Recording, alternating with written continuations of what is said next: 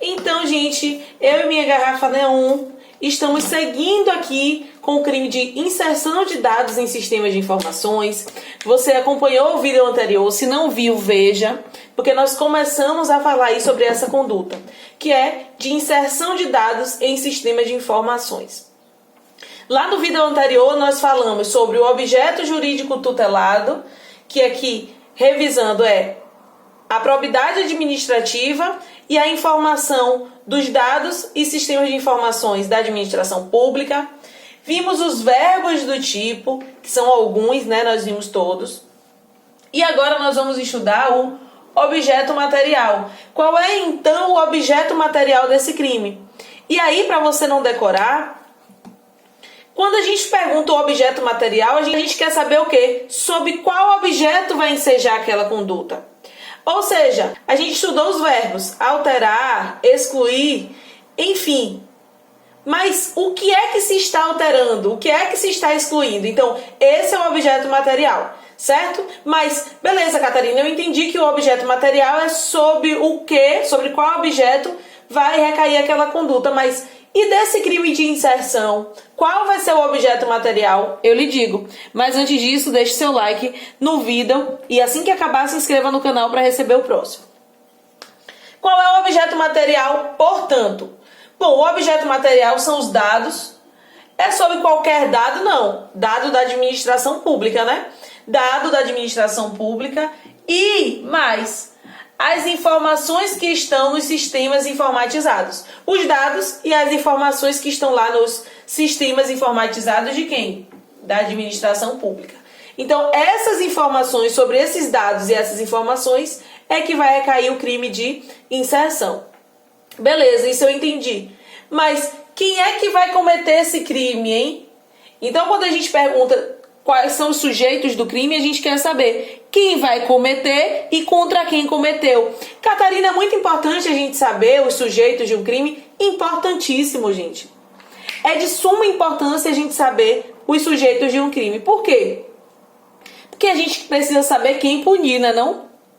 Como é que eu vou saber quem punir numa conduta se eu não sei quem são os sujeitos? Então é importantíssimo.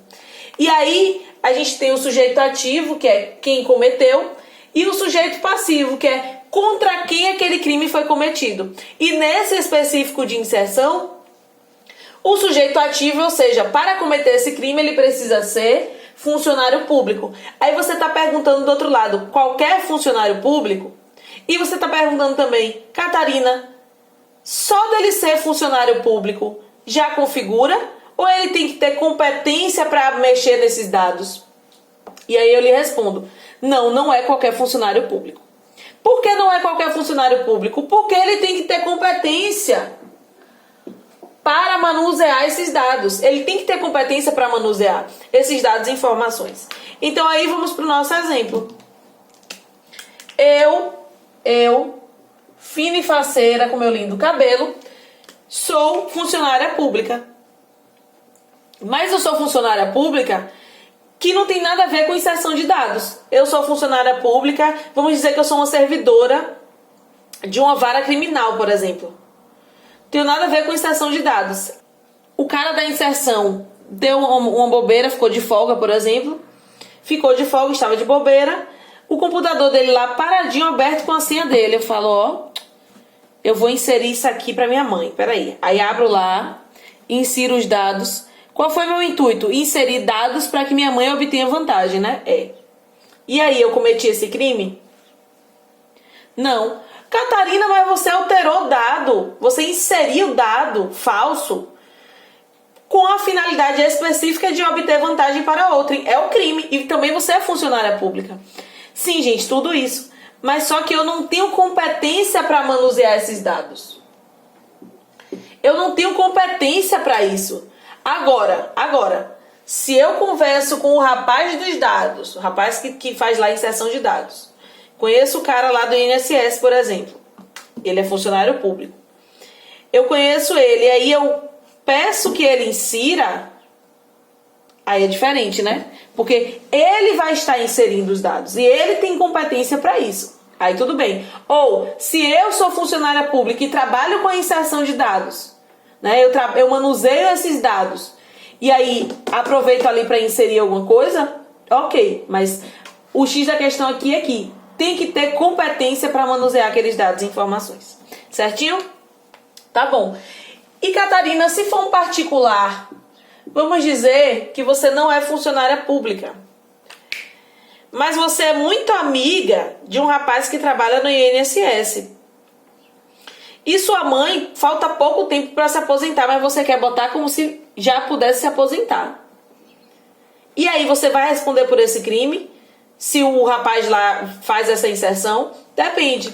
A gente tem que o particular pode sim ser sujeito ativo, desde que ele haja em concurso com um funcionário público que tenha essa competência. Então, nesse meu exemplo do meu amigo, a gente fez um concurso, né? A gente se acoloiou, né? E para cometer esse crime, para inserir aí esse dado falso, alterar o dado verdadeiro, na verdade, para alterar o dado verdadeiro da minha mãe.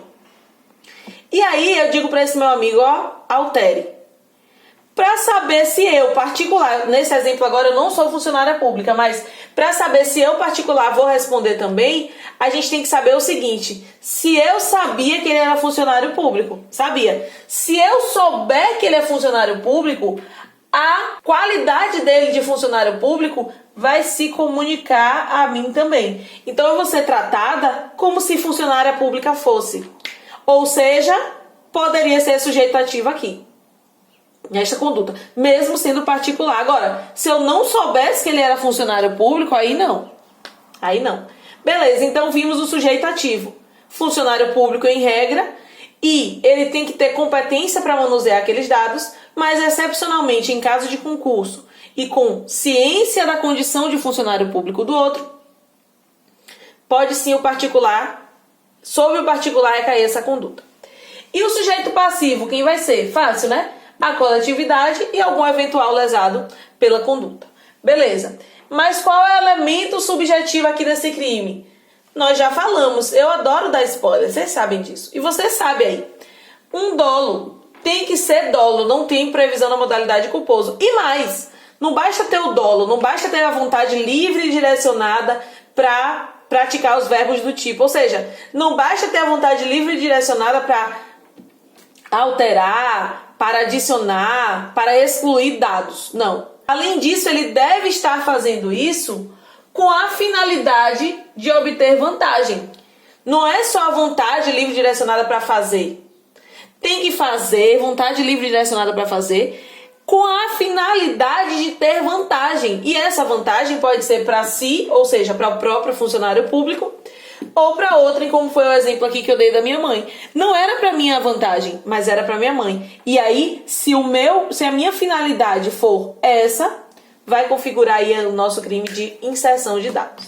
Tudo bem? Sigam comigo que nós vamos continuar discorrendo aqui sobre o crime de inserção de dados. Se esqueceu do like, deixe seu like e até a próxima.